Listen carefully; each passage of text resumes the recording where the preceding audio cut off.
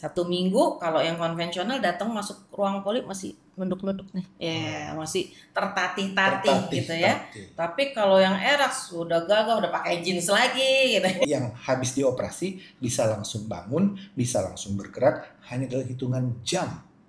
Betul banget. Nah, bener. Bisa joget-joget malah. Ya, saya termasuk sesar survivor juga. Jadi nggak ngomong sebagai dokter doang nih, sebagai pernah mantan pasien sesar juga ya. Testimoni nih. Testimoni nih ya.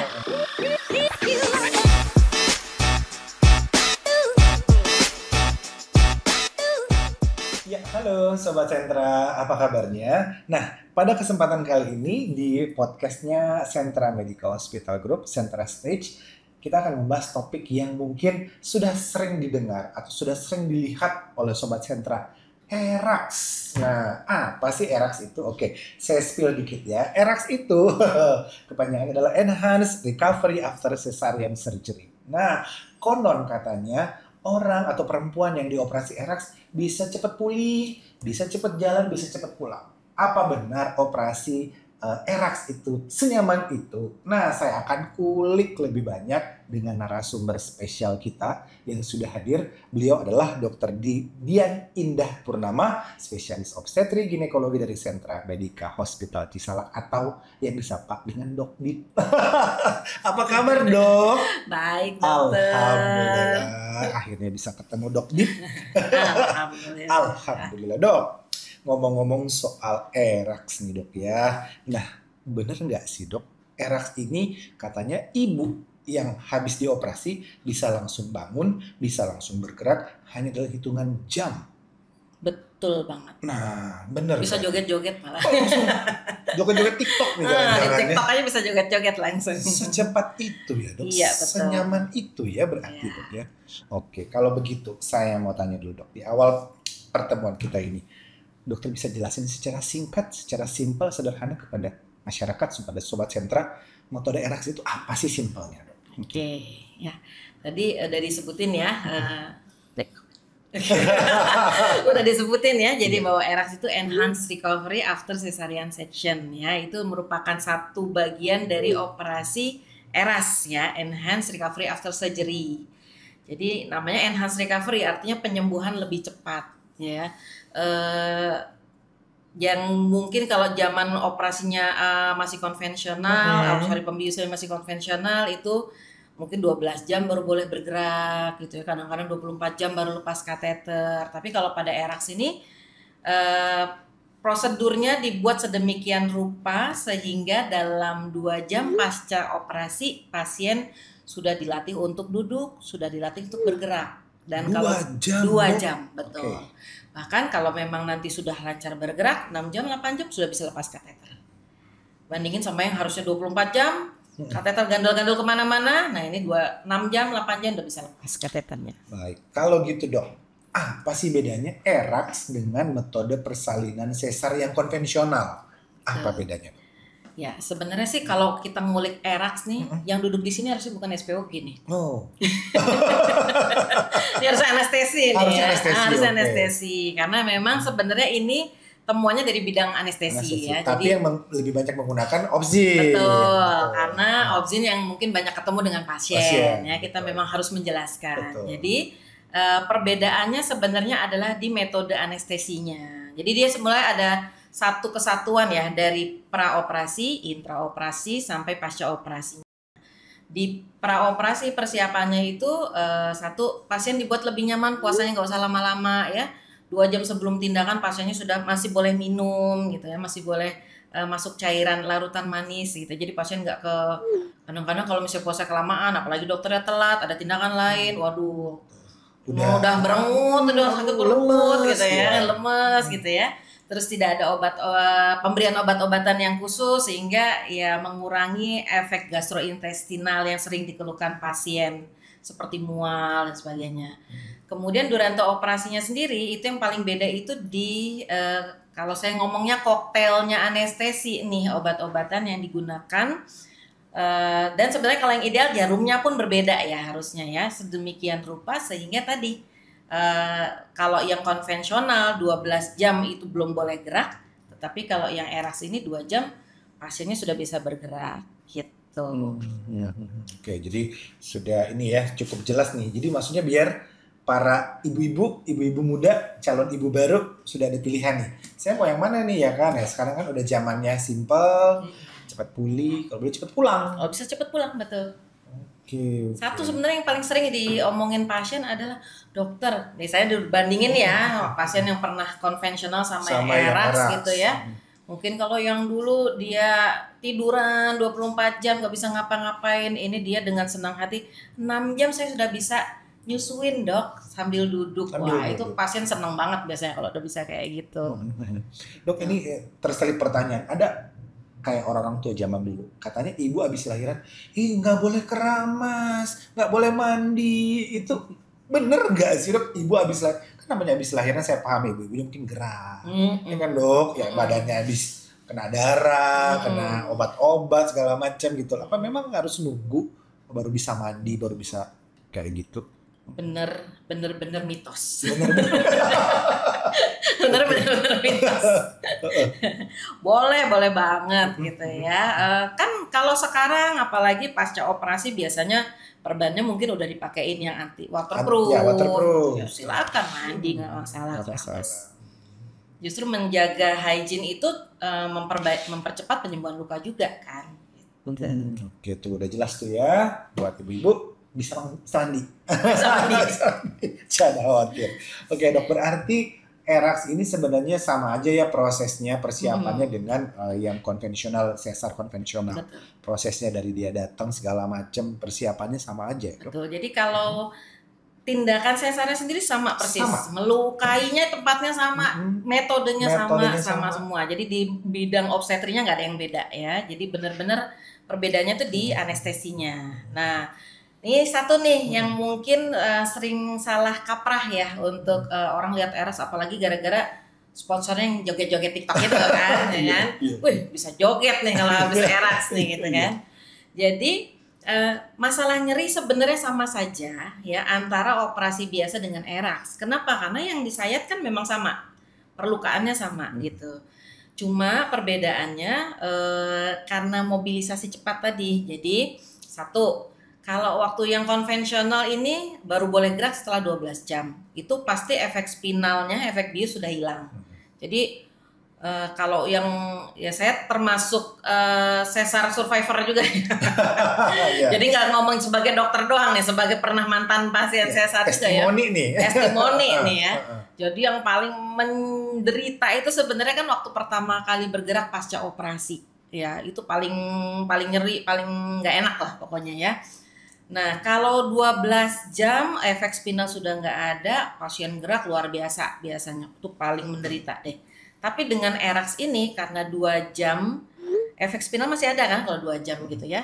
Nah, pasti efek spinal masih ada, dia dilatih untuk bergerak. Nah, makanya bisa joget itu. Kalau yang itu ya, makanya bisa jalan-jalan. Ya, saya nggak suruh joget juga sih sebenarnya. Tapi pokoknya mobilisasi aktif. Nah, nanti begitu efek spinal sudah hilang, pasien sudah terbiasa mobilisasi, jadi lebih nyaman. Itulah kenapa kok dibilang orang pasca ERAS itu lebih nggak sakit gitu. Jadi sebenarnya bukan lebih nggak sakit, tapi karena timing yang paling nyerinya itu kita geser. Jadi waktu spinalnya masih ada efeknya gitu. Oke, jadi ini diluruskan nih sama dokter, sama Dok Dip nih. Oke, berarti dok pemulihannya ya karena itu tadi ya bisa lebih cepat karena nyerinya digeser itu ya. Betul, dan mobilisasi cepat itu memang terbukti mempercepat pemulihan. Jadi yang jangka panjangnya biasanya saya suka nih ya, pasien pasca ERAS sama yang konvensional, kontrol kan biasanya saya suruh seminggu nih biasanya ya. 1 minggu kalau yang konvensional datang masuk ruang poli masih nunduk-nunduk nih. Ya, masih tertatih-tatih gitu ya. Tapi kalau yang ERAS udah gagah, udah pakai jeans lagi gitu. Wow, bisa ya dok langsung pakai jeans ya. Jadi benar-benar memang lebih cepat pulihnya karena mobilisasinya memang lebih aktif. Itu yang jadi ternyata pasca operasi itu justru kita nggak saranin untuk tidur aja. Jadi mobilisasi aja nggak apa-apa ya. Jangan berlebihan, tapi tetap dilakukan mobilisasi supaya pemulihannya juga lebih cepat. Berarti gitu. Dok bisa dikatakan tadi dokter bilang seminggu kontrol, yang satu masih terbungkuk-bungkuk, yang satu udah jeans. Berarti yang dengan erax ini pemulihannya seminggu aja dok? Udah Rata-rata langsung. seminggu sudah. Wah. Aktivitas sudah lancar biasanya. Dia udah yang bekerja mungkin udah bisa bekerja atau gimana dok? Bisa nggak sih? Rugi. Oh iya. Kan Iya. cuti, kan cuti nyusuin. ya benar. Sayang ya. Bisa quality time sama dedek. Oh, jalan-jalan ke mallnya mah bisa ya. Shopping. Jangan kerja dong. Jangan kerja. Benar. Oke, berarti ya lebih nyaman ya. Ya, Iya, lebih nyaman. jauh lebih nyaman. Nah, kalau aplikasinya prosedur ini diterapkan di Sentra Medica Hospital Cisala, kira-kira gimana nih dok? Ibu-ibu yang kira mau saya mau erax nih sama dokter Dian Indah gitu loh. Gimana sih caranya dok gitu loh? Ya, ngomong aja sama datang konsultasi. Ya pasti yang nomor satu. Nah, kadang suka salahnya begini nih. Bukan salah sih, maksudnya karena salah mindset, dipikir erax tuh pasti nggak sakit sama sekali karena bisa joget, orang-orang nggak bisa erax itu ya. Jadi akhirnya mereka lebih memilih untuk saya nggak mau lahir normal, saya sesar aja tapi erax. Jadi bener-bener mikirin biar lahiran nggak sakit sama sekali. Nah, jangan begitu ya. Jadi namanya sesar, betul. Yang namanya sesar tetap harus ada indikasinya. Nanti kalau memang ada indikasi untuk melakukan sesar, baru kita diskusikan apakah metodenya mau tetap yang konvensional atau yang erax gitu. Dok, oke. Seandainya ada pilihan nih, pasien udah ketemu, udah ngobrol, kapan sih dokternya bisa menentukan, wah ini bu, maaf bu, ini belum bisa erax, ini konvensional aja deh.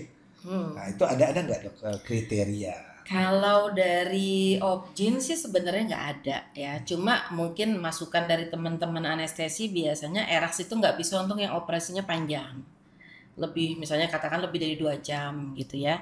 Jadi misalnya rencananya mau ibunya obes, kemudian dia mau selain mau sesar, mau angkat miom, angkat kista, angkat lemak, banyak banget gitu model. Ya, sampai bersih perutnya gitu, jangan dong ya. Ya itu mungkin bukan kandidat yang baik buat erax. Gitu. Tapi kalau overall sih, yang penting tindakannya sederhana, kemungkinan bisa selesai dalam waktu kurang dari 2 jam. Insya Allah sih harusnya bisa gitu. Bahkan kadang pasien sesar sito pun kalau memang masih ada waktu ya untuk persiapan, termasuk persiapan yang tadi ya, masuk cairan, mungkin puasanya. Jadi sitonya nggak yang banget 30 menit harus lahir ya. Kalau yang sito banget mungkin ya nggak bisa juga, karena persiapannya pasti nggak sempet lah ya. Tapi kalau sito harus lahir hari itu juga, tapi masih punya waktu untuk puasa dulu 4 jam lah atau 2 jam minum air cairan manis tadi dulu ya, itu masih bisa untuk dilakukan erax gitu. Nah saya pengen tanya, ada nggak dok kriteria misalkan gini, ibu hamil, dia kayaknya nggak bisa partus secara fisiologis, misalkan katakanlah preeklamsi ya, itu bisa nggak di erax dok? Biasanya sih penilaian akhirnya di anestesi ya. Jadi biasanya kalau yang complicated, kita akan tanya ke teman di anestesi, masih memungkinkan nggak untuk dilakukan erax. Tapi dari pengalaman sih ya tadi, anestesi cuma biasanya concern mereka di seberapa sito ya, seberapa emergent, seberapa harus cepat dilakukan tindakan operasinya. Yang itu akan berkaitan dengan tadi persiapannya sempat nggak kalau mau erax gitu ya. Sama ya tadi seberapa lama nih kira-kira operasi akan berlangsung. Jadi tidak nggak ada diagnosis khusus yang ini boleh erax, yang ini nggak ada gitu. Jadi memang yang menentukan adalah teman-teman anestesi, betul. Oke, teman-teman Opjin ya udahlah, kalau anestesi udah ngomong begini ya kita. Iya betul, kalau anestesi bilang kita pengen erax, pasiennya udah minta sama kita erax, anestesi bilang nggak memungkinkan, ya udah. Nggak mungkin kan kita bios sendiri. Kembali pasien dan keluarganya kita kasih tahu lagi nih dok. Kita edukasi kan, mereka katanya udah ngarep kan. Betul. Ya biar cepet pulang. Betul. Diedukasi lagi. Betul. Oke. Nah, saya pengen tanya nih dok. Kapan waktu yang paling tepat untuk konsultasi metode persalinan? Nah, kan kadang gini dok, ada ibu hamil dia pikir ya kehamilan saya nggak ada masalah, nanti aja lah gitu kan, udah 8 bulan baru, atau pilihan itu dari awal trimester pertama dia udah ngomong deh gitu loh. Oke. Itu gimana? Ya. Jadi saya selalu biasanya ngomong sama pasien ya.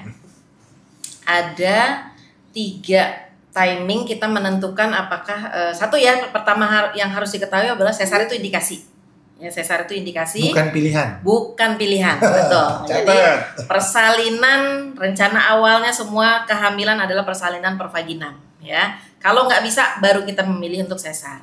Oke, kalau gitu apa nih pesan Dok Dip kepada Sobat Sentra, ibu-ibu, calon ibu yang ya remaja putri yang mau menikah misalkan, untuk memilih metode persalinan atau mungkin mempersiapkan kehamilan. Nah, apa nih dok yang bisa dokter pesankan? Gitu. Oke, jadi pertama persiapan kehamilan dulu ya.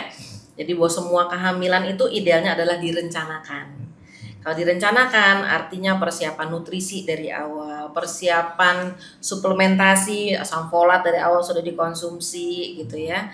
Kemudian timing kapan hamil ya, jangan sampai kakaknya baru, misalnya nih ya, kakaknya baru umur setahun, mending setahun, masih berapa bulan, tahu-tahu udah hamil lagi gitu ya. Jadi setiap kehamilan kalau bisa berencana ya. Kemudian selama proses kehamilan banyak baca, banyak cari tahu gitu ya.